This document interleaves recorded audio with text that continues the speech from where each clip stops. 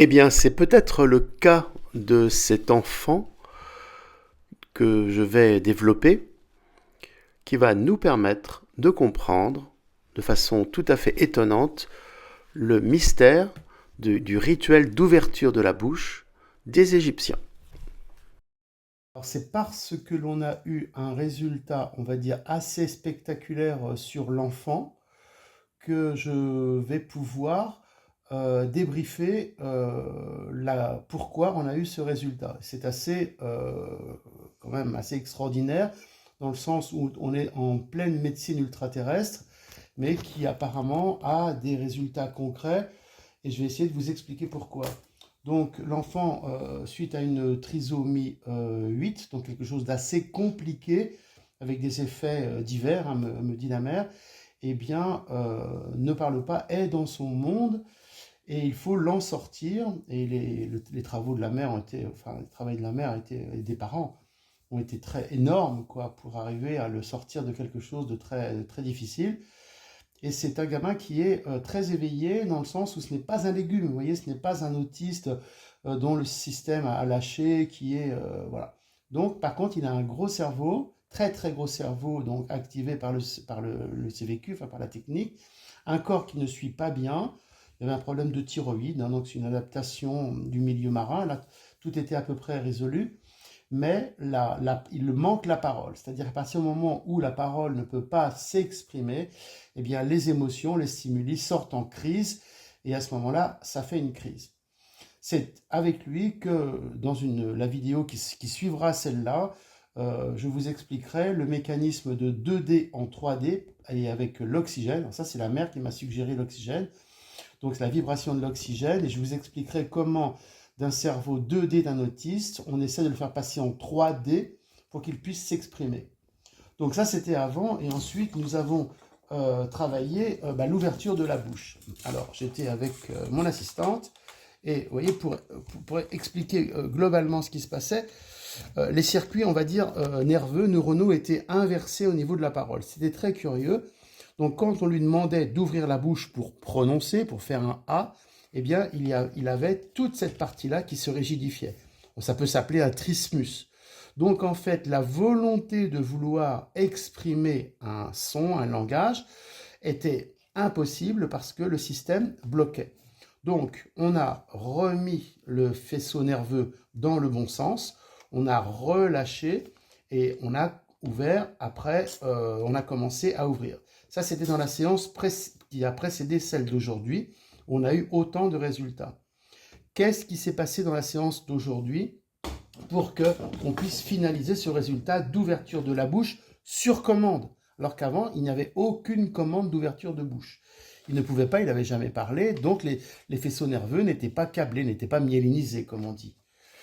Vous verrez que comment je vais dire, les visions prémonitoires de la mère, qui est ultra sensible, hein, nous ont donné une piste. Donc la première piste, c'était hier. Donc bon, je reviens à hier, où le mécanisme de l'huître, donc de la fermeture, vous savez, les huîtres sont fermées, hein, ici on est en Bretagne, donc on sait ce que c'est, et quand on doit les ouvrir, on doit casser le ligament pour qu'elles ouvrent et puis qu'elles relâchent eh bien leur chair, voire leurs perles. Et ce mécanisme d'huître nous a permis de conscientiser dans les mains cette origine vibratoire du relâchement qui a dû se passer dans la Genèse, hein, dans l'origine du langage parlé. Ça remonte sûrement à très très très longtemps, mais voilà, on pense qu'on a encore ça dans les gènes, hein, et que lorsque on appliquait, si vous voulez, et puis qu'on suggérait au petit d'ouvrir la bouche, relâche l'huître, relâche, relâche, eh bien, il a commencé un peu à ouvrir. Mais ce n'était pas suffisant, parce que pourquoi est-ce que, alors que nous, on ouvre ça, notre bouche sur commande, on ne pense même pas à la façon dont on fait, tellement c'est simple. Pourquoi? Donc, il y a eu donc l'adjonction dans la technique de ce matin, celle que je fais de temps en temps, mais le choix est tellement vaste de ce qu'on doit faire en thérapie qu'on ne peut pas tout faire, c'est extrême. de l'origine de la modification génétique du crâne qui s'est passée il y a quelques milliers d'années, 10 000, 100 000 ans, je ne sais plus. Je vous redonnerai les références. Hein. Alors cette nuit, j'étais sur les bouquins, j'ai lu et ça m'a rafraîchi la mémoire. Donc, je vous rappelle, dans les vidéos, je l'avais déjà dit, nous sommes issus de crânes dolicocéphales, c'est-à-dire nos ancêtres, probablement les géants, avaient un crâne en pain de sucre, vous voyez, derrière, comme ça. Et cette race a été modifiée génétiquement pour que ce crâne dolicocéphale se rapetisse et devienne brachycéphale, donc le fameux petit héron qui est notre forme de crâne. Donc regardez quand même que il n'était pas évident que nos ancêtres parlaient. Donc si vous envoyez un axe comme ça, antéro-postérieur, vous voyez, en descente, eh bien, vous imaginez la rentrée, ah là oui, la rentrée de cet axe dolicocéphale-brachycéphale se fait en spirale. Encore une spirale, vous me direz. Mais oui, c'est comme ça que ça se passe. Et donc, cette rentrée-là a donc basculé toute l'énergie vers l'avant, a détendu et a ouvert la possibilité du langage avec probablement une adjonction d'une modification génétique. Alors, on parle du gène FOXP2, hein, c'est ce qui se dit pour le gène du langage. Il y en a un autre là, que j'ai découvert, le gène HAR. Donc c'est curieux parce que c'est les initiales d'une société que je connais, bon, c'est très curieux. Donc voilà, donc il y a eu des modifications génétiques. Alors il se trouve que pour certains, dont notre petit, ces modifications génétiques, eh bien, est buggé au niveau de son incarnation. Donc quand il était dans le ventre de sa mère, ça ne s'est pas vraiment passé comme il le fallait pour X raisons, qui sont mystérieuses, mais voilà. Donc, cette mémoire-là ne s'est pas translatée vers l'avant, et quand ça ne translate pas vers l'avant, ça ne relâche pas, et le système de phonation se bloque.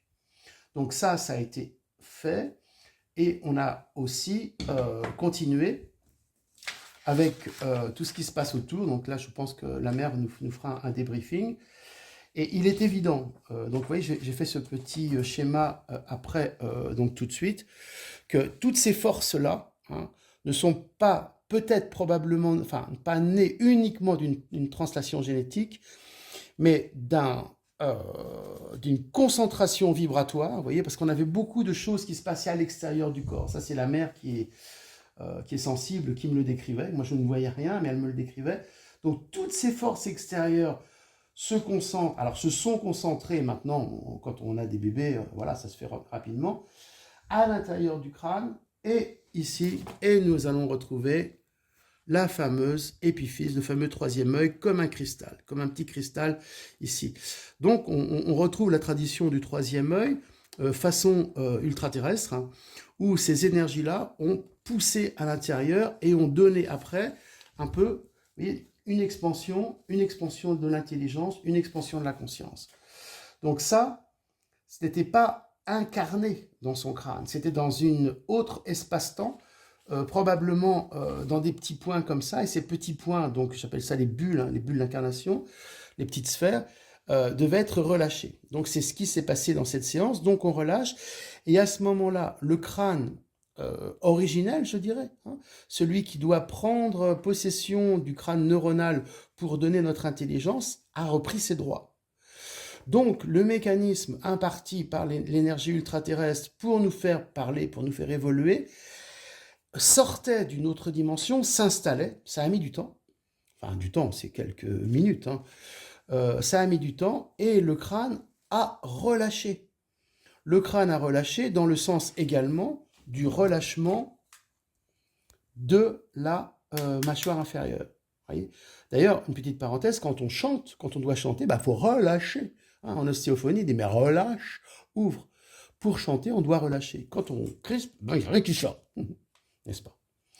Et donc, après, à la fin de la séance, qu'est-ce qu'on a fait? On lui demande, fais A, ouvre A, et A, il a ouvert sur commande, ce qui était la première fois, et il a répété. Et il trouvait ça rigolo. Donc, il commençait à restructurer son appareil phonatoire qu'il n'avait pas développé depuis 6 ans. Il a à peu près 6 ans. La seule, voilà, le petit plus que nous avons fait, et donc ça me fait encore une petite déviation vers nos recherches actuelles, c'est l'adjonction, enfin l'aide d'un acide aminé, la glycine. Ah, qu'est-ce que c'est? Alors, c'est pas une fleur, c'est pas une plante, c'est un acide aminé de réputation extraterrestre, parce qu'on le trouve sur les comètes, essentiellement sur les comètes qui ont ensemencé la Terre. C'est la théorie de la panspermie. Donc, cette glycine a la particularité d'être ni dextrogire, ni lévogire. Alors, je ne sais plus si on l'appelle énantiomère, je ne me rappelle jamais, tellement c'est pas mon truc quelque part, mais ce qui est important, ce qu'il faut retenir, et ça, je dois dire en toute humilité, c'est le livre sur les cheveux de Dziermi qui m'a tout allumé d'un coup, alors que je connaissais tout ça. Mais il l'a dit avec des harmoniques, avec le fond de son âme, le fond de son être qui m'a simplifié la vie. C'est simple. Tout ce qui est lévogir a été choisi par la nature pour être la vie. Hein. Nous sommes tous en lévogir. Et tout ce qui est dextrogir est anti-vie. C'est un poison. Nous avons trouvé des nuances. Par exemple, l'intestin est, dans son cycle d'évacuation des selles, dextrogir. Ah, pourquoi? Ben, c'est simple. C'est parce que tout ce qui n'est pas bon au niveau intestin, donc tout ce qui a été un empoisonnement du corps, doit être reconnu par le système dextrogir de l'intestin et évacué. Vous voyez, c'est simple en fait, on comprend. Donc, apparemment, si vous voulez, les acides aminés, donc les 20, je ne sais plus combien, 22 acides aminés, sont tous lévogirs, sauf la glycine, qui est entre les deux. Donc, au niveau de l'incarnation, de façon très probable, Dieu, la lumière, puisqu'en fait, c'est une lumière. Alors, c'est l'efficacité du rayon bleu, mais voilà, je ne m'étends pas là-dessus. La lumière divine, donc les canaux, hein, donc, étaient dextrogir et lévogir. C'est le canal lévogir qui a été choisi par Dieu pour incarner, pour que la lumière incarne la matière. Il y a des expériences qui montrent que avec un rayon lévogir, eh bien, les acides aminés se regroupent et forment des molécules plus complexes. Donc voilà ce qui se passe. Et c'est ça que nous, on arrive à retrouver dans le corps. En tout cas, c'est ça qu'il faut faire pour réactiver, pour soigner quelque part. Voilà. Et donc, on a cet acide aminé qui est celui qui est entre les deux. Alors, quand la vie est arrivée par une comète, admettons, hein, prenons que cette hypothèse-là, elle avait le choix entre à droite ou à gauche, puisque l'acide aminé, il était ni à droite ni à gauche, il était neutre, il était symétrique. Et donc, si vous redonnez un acide aminé symétrique donc à manger, hein, on prend quelques granules de glycine dans le corps, eh bien, vous remontez au moment de l'incarnation qui, pour notre enfant, ne s'est pas bien passé. Elle n'a pas pu passer en dextrogir, mais en lévogir. Mais comment le mettre en évidence? Eh bien, vous lui donnez l'acide aminé qui est, vous voyez, comme ça, et avec les mains, vous pouvez resculpter le côté lévogir, et à ce moment-là, la vie apparaît. La vie, la nôtre, si vous voulez, la vie humaine, hein, enfin notre fonctionnement. Et c'est pour cela que, avec le côté lévogir, du crâne, dolicocéphale, brachycéphale, avec d'autres spirales dans le cerveau, là, je fais court, hein. Voilà, j'expliquerai peut-être ça là, si je dois faire une formation, mais vous voyez, c'est un peu compliqué. Eh bien, le crâne, comment je vais dire, le vrai crâne, hein, le cerveau réel, comme je parle, a pris reprendre ses droits, et donc le ramener près de nous et commencer seulement. Il a juste commencé, mais c'est pour nous un miracle, à ouvrir comme une carpe. Hop, hop, hop.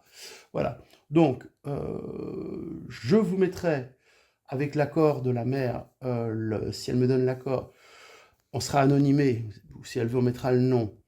Bon, elle sera anonymée, elle me dit non, d'accord. Comment je vais dire, la voyance qu'il y a eu après, qui était apparemment vraie, donc vous pouvez vous fier, vous pouvez rêver comment est-ce que d'où nous sommes issus, de fonds marins, de tout ça. Tout ça a été, comment je veux dire, ressorti dans son cerveau en cabinet avec la puissance de la technique. Hein. Sinon, hors de cabinet, il n'y a rien qui se passe. C'est un entre alchimique ici. Et donc, peut-être apporter plus pour l'humanité, voir d'où on vient et essayer de progresser dans ce sens-là. Voilà. Donc vous voyez, pour conclure par rapport à ce que je disais en introduction, nous avons ici l'herminette, donc l'instrument qui sert à l'ouverture, au rituel d'ouverture de la bouche des Égyptiens. Alors cela se trouve dans le livre des morts des Égyptiens. Donc l'idée, qui me semble exacte, c'est que cela représente la spirale. Donc vous voyez, on voit une onde, mais on peut très bien penser que c'est une onde spiralée, un peu l'onde de la spirale, l'onde du langage, l'onde du son, qui se prolonge avec un système carré. Eh bien, le système carré, c'est le symbole de la mâchoire, donc tout ce qui est géométrie sacrée, vous savez, tout ce qui ressort de la dimension de l'espace-temps au niveau de la pulsation, et qui se met en géométrie sacrée. Alors il y en a qui parlent du cube Métatron, des cubes de Platon, hein, des solides de Platon, etc. Donc ça, c'est une façon de voir l'incarnation géométrique, donc la mise à disposition de l'énergie pour la vie, hein, tout est en géométrie au moment où ça s'exprime. Et pour nous également, le cubisme, si vous voulez, de la mâchoire. La mâchoire qui correspond en astrobiotique à Saturne, et Saturne ressemble étrangement à cette herminette, enfin le signe de Saturne en astrologie. Bon, c'est peut-être un hasard, c'est peut-être du langage des oiseaux, mais tout cela semble converger dans le sens de l'incarnation spiralée qui a poussé l'énergie à passer en expression sonore. Et j'oubliais dans la démonstration la descente du larynx, car c'est parce que notre larynx a descendu que nous avons pu avoir la parole, contrairement aux singes notamment. Donc voilà,